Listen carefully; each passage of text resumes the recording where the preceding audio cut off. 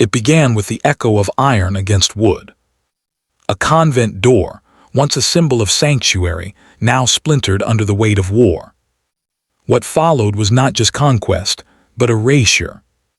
When the Ottoman armies swept across the Balkans, their power was not measured only in swords or cannons, but in the silent destruction of a world built on faith. Monasteries, once homes of peace and prayer, became the first targets. Their walls were strong, but their faith made them vulnerable. Across Serbia, Bulgaria, and Greece, nuns were taken from isolated hillsides, from cloistered halls, from sanctuaries that no longer sheltered. They were not spoils of war, they were symbols to be broken. The abduction of nuns was no accident. It was a deliberate pattern, a shadow policy wrapped in the language of conquest. Captured nuns were treated not as neutral souls, but as defiant enemies, wrapped in vows the empire could not tolerate. Their veils offered no shield, their prayers no mercy.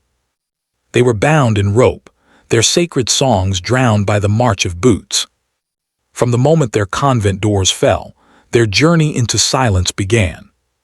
For the empire, this was not chaos, it was strategy. To dominate a region, one must first destroy its spiritual backbone. The nuns, guardians of culture and faith, were the first to vanish. Entire convents disappeared from record, their prayers replaced by the call of foreign tongues. Those who resisted were beaten, those who yielded were transported. Age offered no defense, youth offered no mercy. For many, captivity was not the end, it was the beginning of a deeper torment. Conversion, under imperial decree, became the empire's most powerful weapon. It was not faith that guided it, but policy. To erase a people, their prayers had to be rewritten. The laws of the empire allowed Christians to exist as dhimmis, second-class subjects, permitted to survive through submission and tax. But for the newly conquered, tolerance was fleeting. When rebellion flickered, when identity refused to bow, the empire's patience vanished. And the nuns, steadfast in devotion, became the first to suffer. There was no courtroom, no choice. Ottoman officials, acting under imperial edicts, staged conversions like performances. A whispered shahada under threat of death, a forced ritual mistaken for faith. Their vows, once sacred, now rewritten by force. Those who resisted faced starvation, lashes, isolation. Their silence was labeled rebellion. Their faith, treason. They were given new names, stripped of their habits, and told to forget their God. Some were subjected to cruelties that defied even the empire's own laws. Forced circumcisions, humiliation, and ritual degradation, not as acts of religion, but of domination. They were meant to destroy the spirit, not convert it.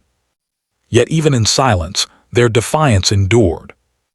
Monastic records tell of women who whispered prayers in secret, who traced the cross upon stone when no one was watching. Their faith, though unseen, refused to die. For those who survived conversion, another fate awaited. The harem, an institution often wrapped in myth, was, for many, a gilded prison. Behind silks and shadows lay an empire's machinery of control. Abducted nuns who fit the empire's standards of beauty were transferred to harems, not by chance, but by design. They were classified, priced, and distributed. Their purity, once sacred, now treated as property.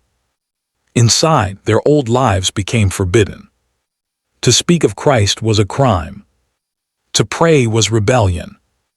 Their names were erased, their language stripped away. What remained was obedience and silence.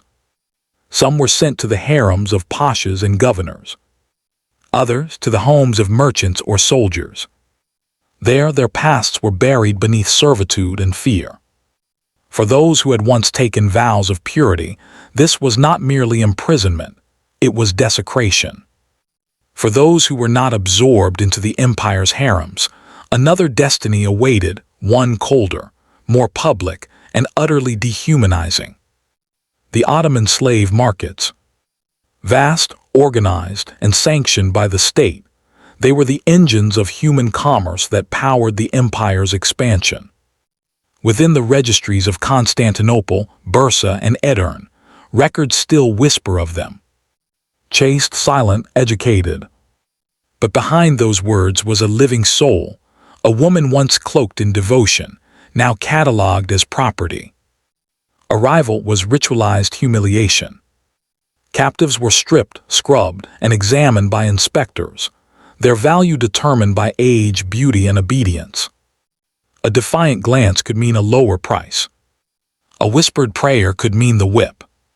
For the nun on the block, sanctity became currency. Her vow of purity, once sacred to God, was now the empire's most profitable commodity. In that moment, centuries of faith met the cold arithmetic of empire. Some were purchased by pashas and merchants, others by soldiers returning from war. Each sale was another chapter of erasure, a life rewritten, a name replaced, a faith buried beneath foreign words. The system turned sanctity into commerce, obedience into survival. And when it ended, the empire left behind more than ruins, it left silence. A silence that still lingers in the hills of the Balkans, in the echoes of forgotten hymns, and in the names erased from every record. But silence is not absence. Every ruined monastery, every nameless grave still speaks, if we dare to listen. They tell us that faith, even when crushed, can outlast power. The story of these women is not one of defeat.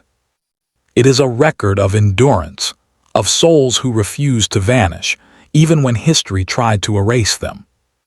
Their voices may have been silenced, but their memory endures in the quiet wind that passes through broken arches, in the prayers whispered by those who remember.